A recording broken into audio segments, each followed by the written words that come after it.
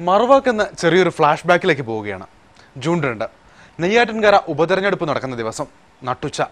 ഒഞ്ചിയത്തെ ചന്ദ്രശേഖരൻ സഖാവിന്റെ ഭാര്യ രമയെ പ്രതിപക്ഷ നേതാവ് VS അച്യുതാനന്ദൻ പിതൃവാത്സല്യത്തോടെ വാരിപ്പുണരുന്ന ദിവസം.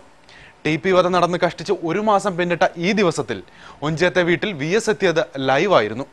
മാധ്യമപ്പട കീജയ് വിളിക്കുന്ന സഖാക്കൾ VSന്റെയും രമയുടെയും കണ്ണുകളിലേക്ക് ക്യാമറ കണ്ണുകളുടെ ലൈവ് സൂം. തന്റെ മുന്നിൽ കിട്ടിയ പുതിയ ഇരയെ സാന്ത്വനിപ്പിക്കുമ്പോൾ VSന്റെ കണ്ണുകളെങ്ങാനും ഈറനണിഞ്ഞോ എന്നറിയാൻ ലൈവ് കണ്ടിരുന്ന പ്രേക്ഷകൻ ഒരു നിമിഷം കസേരയിൽ നിന്ന് എഴുന്നേറ്റ് നിന്നിരിക്കണം.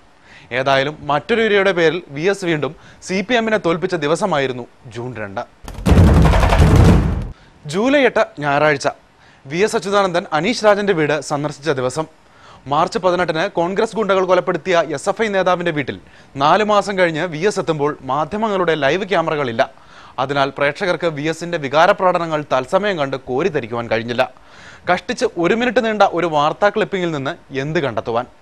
പ്രത്യേകിച്ച് ഒരു ലാഭവും ഉണ്ടാക്കാൻ കഴിയാത്ത ഈ സന്ദർശനം മാധ്യമങ്ങൾ കൊണ്ടാടാത്തതിന് അവരെ പഴി പറഞ്ഞിട്ട് കാര്യമില്ല.